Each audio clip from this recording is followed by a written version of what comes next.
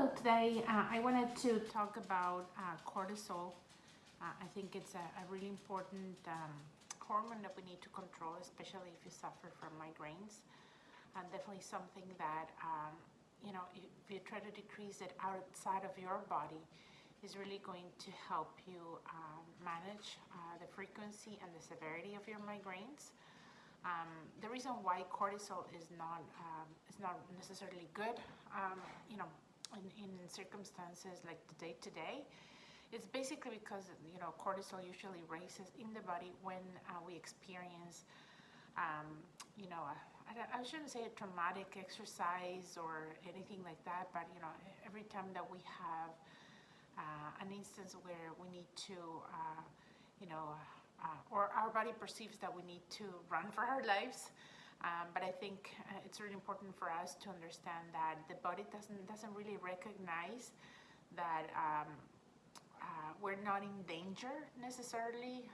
Let's just think about day-to-day activities. You're at work, you have a deadline, and you're feeling stressed out. Then cortisol would be released because the anxiety that a certain deadline or maybe something that you need to deliver quite quickly increases the cortisol in your body as if you were being chased by a bear almost. So it's almost like the flight and fight response that the body has.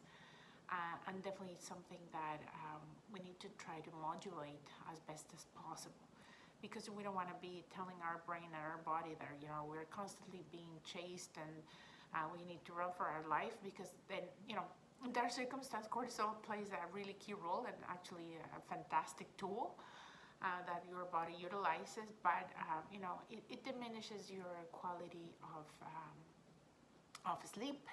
If you have it too high all the time, then you definitely will experience a lot much more inflammation, because the body is going to have cortisol kind of running 24/7 in that scenario, and that's definitely something that your body is not going to be used to. Your body is not going to. It's almost like your body has the cortisol that it's trying to make you a lot much more effective.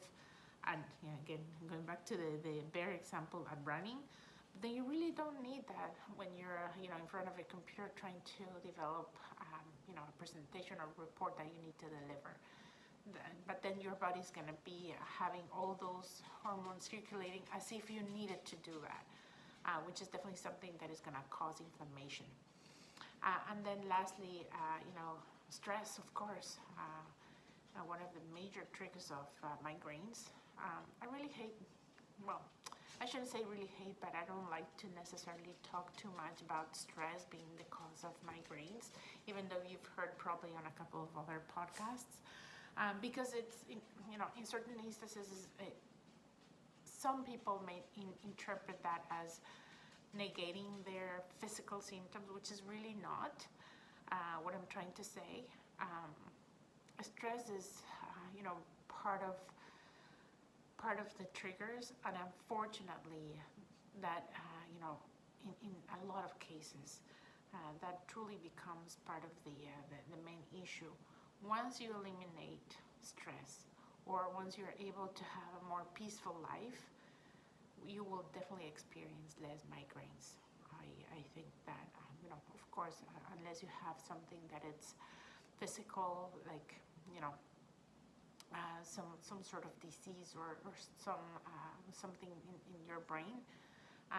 If there's no really underlying cause that is driving your migraines, there's a lot of times, I know a lot of people that whenever they were able to either resolve their major concerns, or they're in a different stage of life where they have more peace, the level of migraines reduces like by 90%.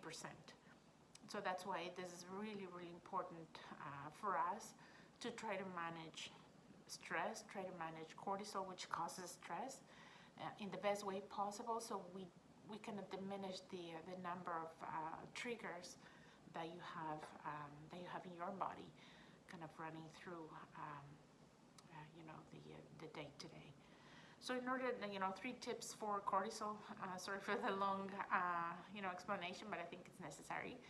The three things that I would encourage you guys to do is, number one, exercise. Exercise decreases cortisol in a significant way. So if you can try to incorporate any type of exercise that, anything that you would break a sweat, or maybe some strength training, even some of, yoga, tai chi type of exercises, something that is gonna, make you move and try to, you know, generate a little bit of heat in the body. It's really, really helpful. Number two would be meditation. I think that I've talked a lot about that in a couple podcasts as well. When you meditate, you kind of calm down your nervous system, and that flight or fight response in your body is not going to be as predominant, and then it's almost like you're giving your brain a break. When you meditate, it's almost like you go like, and then you relieve, the tension, which is extremely important, to try to manage cortisol, definitely, because then that way you don't have it at all times in your system, which is extremely, extremely important.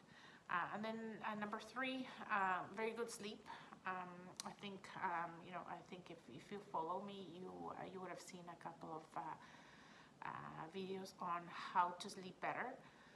But a good restful night with a few hours of deep sleep, but very, very restful in between 7 to 8 hours, is extremely important, because then you give the ability to your body to kind of reset. So every time that you go to bed, basically your body goes into like resetting mode. So eliminating the things that they don't need, like cortisol, and then basically helping you balance your hormones for the new day. So that's definitely something that you should consider. Take a look at the other videos on, if you're not having a restful sleep, then, how can you get better at that? But in summary, three things: exercise, meditation, and sleep are gonna help, decrease the cortisol, and then definitely decrease inflammation, decrease the stress, and help you, manage your migraines a lot better.